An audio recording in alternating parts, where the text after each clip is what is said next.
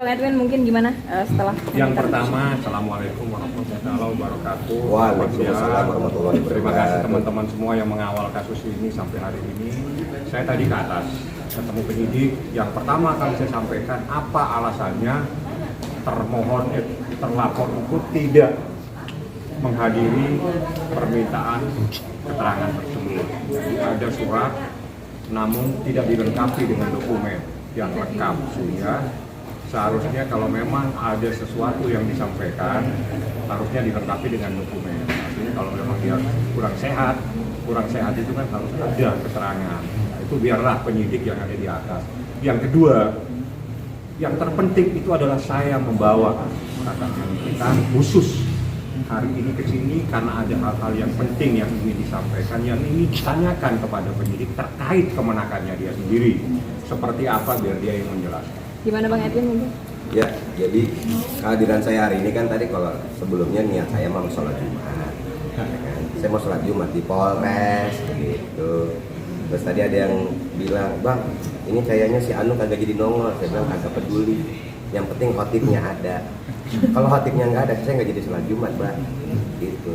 Saya ketemu Bang Fahmi kan benar. Nah, sini kita ketemu. Saya juga pengen mampir kemari. Saya pengen nanya ponakan saya gimana keadaannya. Karena saya kan mau gimana pun saya bukan orang tua langsung lah. Saya bukan orang tua langsung. Saya ini paman. Saya juga sungkan untuk terjun lebih dalam. Tugas saya rasa saya cukupkan sampai kemarin ketika membantu menjemput yang alhamdulillah rusuh sayanya. Abang menurut abang Kamu sampai awar-awaran. Abang menurut abang pihak sana yang nggak hadir gak gentle nggak sih, gimana bilangnya sakit? Ya kagak kan, kalau kita sekolah aja mau izin sakit kita ngasih surat dokter, Bu. Minimal surat keterangan orang tua. Dulu saya sakit, bapak saya yang bikin tanda tangan. Anak saya yang bernama ini kelas sekian tidak bisa menghadiri kelas hari ini karena kan sakit, minimal orang tua. Lah ini mah kan kagak ada barang satu. Dokter kagak, orang tuanya kagak. Ini mesti mau nanya, lu diaku anak apa kagak? Oke, Bang Edwin, kan tadi sempat juga nanya ke penyidik. Alasannya adalah sakit katanya. Meski tidak disertakan dengan dokumen. Tidak disertakan. Nah, Bukan sakit, kurang sehat. Kurang enak badan, kurang garam badannya. Oke, mungkin dikasih tahu nggak sih kurang enak badannya tuh kenapa? Gitu. Kurang Apakah garam, karena Mbak, stres kurang garam. mikirin ini Serius, kah? saya kagak tahu dia kenapa kurang enak badannya. Apa semalam habis main monopoli, saya kagak tahu. Kita mah anak sosmed.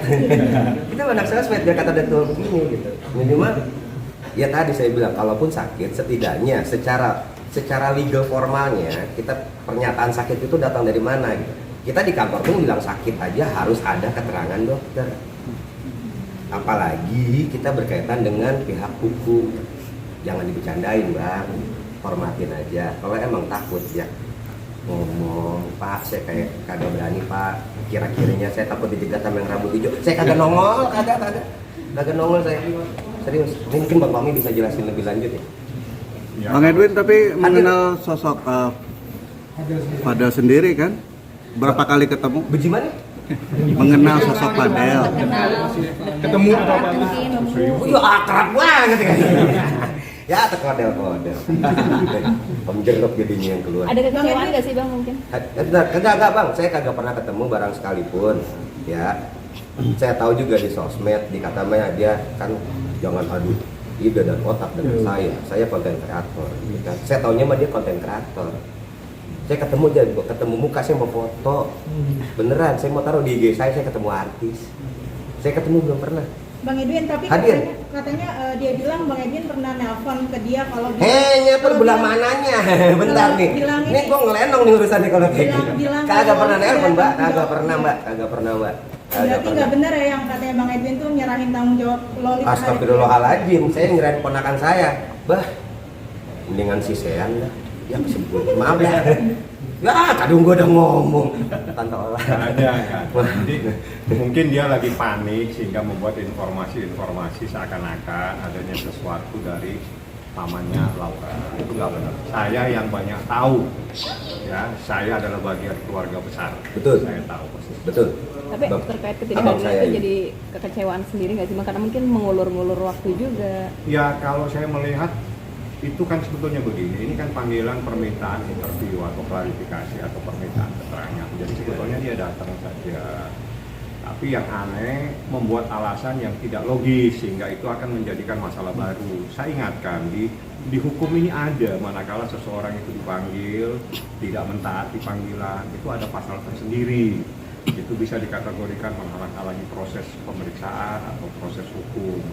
Jadi kalau datang lah. Mungkin kalau memang takut ditemenin sama Edwin nanti. Ya, saya temenin. Kok? Iya, temenin datang. Kagak ada nih tadi. Kagak Tapi ada. tadi salah satu alasannya juga kan karena kuasa hukumnya katanya lagi ada di Malaysia. Saya gini, kalau kuasa hukum di Malaysia kita nggak ngurus ya. Jadi gini, sebetulnya itu ada kewajiban ya. Jadi saya nggak akan menanggapi itu. Pihaknya sana lah. Gitu. Nah, Nanti tanyanya ke yang sana aja, Mbak. Terpenting dia menyatakan kurang sehat tanpa ada bukti kurang sehatnya itu seperti apa. Ya, kurang enak badan kan. Kalau di kantor mah wah aduh lu kena ini potong. Nah, jadi kehadirannya itu saja yang saya tanyakan tadi dan selanjutnya silakan tanya dengan Ibu Humas. Ya. Kapan dia akan datang dan dimintain keterangan.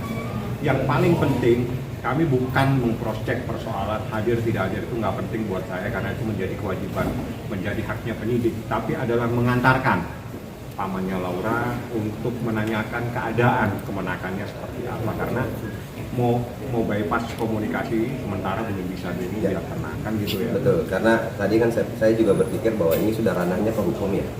Ya saya bukan orang hukum. Saya mah tukang kopi. Jadi kagak ngerti hukum, mendingan saya tanya sama Bang Fahmi. Bang Fahmi, saya boleh tahu nggak kira-kira update terbarunya seperti apa? Oh, kalau seperti itu, mending yang menjelaskan yang bersangkutan. Terus bilang ketemu Laura nih, bukan. Ketemu dari pihak PPA. Karena yang bersangkutan saat ini ya pihak PPA. Laura kan berada di bawah. Ternyata setelah saya ngobrol-ngobrol, saya kan taunya di bawah perlindungan kepolisian. Bukan. Saya taunya begitu bang, saya kan kagak tahu, saya jualan kopi bang, kagak ngurusin hukum saya mah. Kemudian diinformasikan gitu sama Bang Fahmi juga bahwa nggak win, gitu di LPSK. Nah, waduh di jalurnya udah beda lagi nih. Saya kan juga cukup mengerti soal LPSK ini gitu, bahwa mungkin ada indikasi apa nih bang, kok sampai ada di LPSK? Biar apa ini anak? Karena saya pikir berada di bawah perlindungan polisi gitu kan, begitu bang. Jadi kalau LPSK itu dalam proses perlindungannya itu adalah unit perlindungan perempuan dan anak dan itu atas permintaannya Niki biar ada ketenangan memang atas seizin daripada penyidik kepolisian. Jadi kita konfirmasinya kepada penyidik. Jadi kalau Erwin mau tahu keadaan kemenakannya memang dia harus ke sini, dia harus bertanya dengan penyidik yang ada di unit PPA. Jadi nggak ada kaitannya. Bang Fahmi mungkin kan malam bahwasannya kuasa hukumnya Fadil ini bilang ingin menantang Nikmir untuk minggu depan datang ke Polres mungkin tanggapannya seperti apa sih mungkin? Maksudnya ingin mengajak Nikmir untuk datang Jumat depan minta datang. Saya jamin boleh nggak bang? Saya jamin bang ya. Gua aja dah, jangan ada itu. Ya, pada dia ditantang Raja Macan, jangan. Berarti bang aja dulu, jangan Raja Macan. Jangan. Berarti Bang Edwin siap datang ya besok. Hah? Jumat pekan. Insya Allah kalau memang ini kita sholat Jumat lagi. Kita tunggu khatibnya datang. Kan sholat Jumat mau tunggu khatib. Kalau imam mah banyak bisa. Pengennya apa sih Bang kalau ketemu tatapan muka? Apa yang mau Tatapan muka. iya mau yang disampaikan, apa yang mau dilakuin? Saya cuma pengen ngedoain.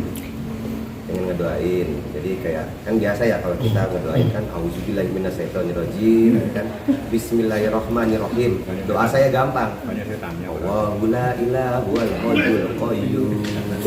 Nah buat yang tahu lanjutin dah. Kemarin saya ngomong kayak begitu, saya lanjutin ayatnya ketuker, saya ditegur. Saya manusia.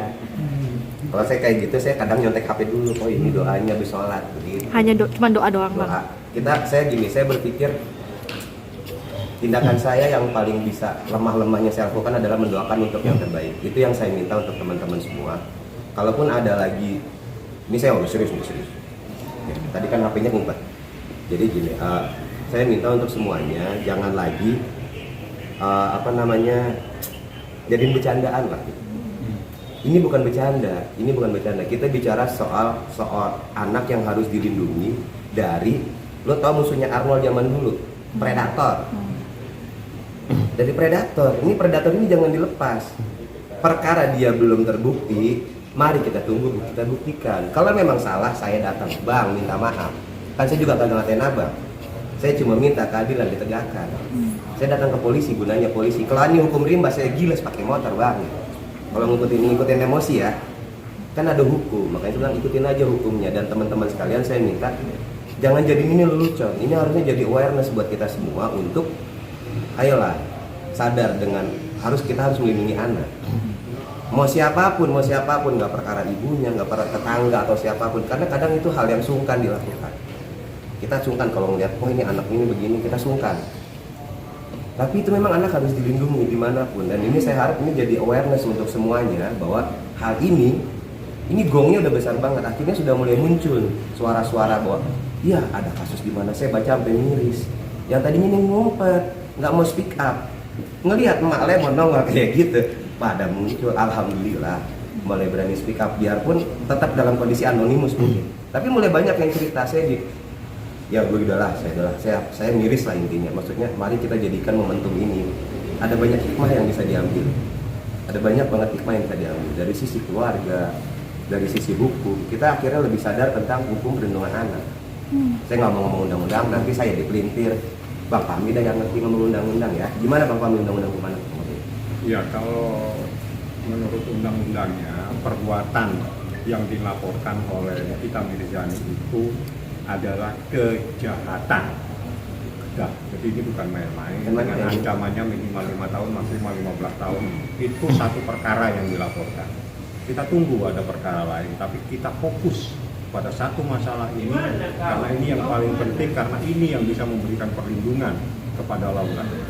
Seperti itu. Jadi, makanya saya sama Nikita sama Edwin fokus dalam perkara ini supaya anak ini mendapatkan perlindungan secara maksimal.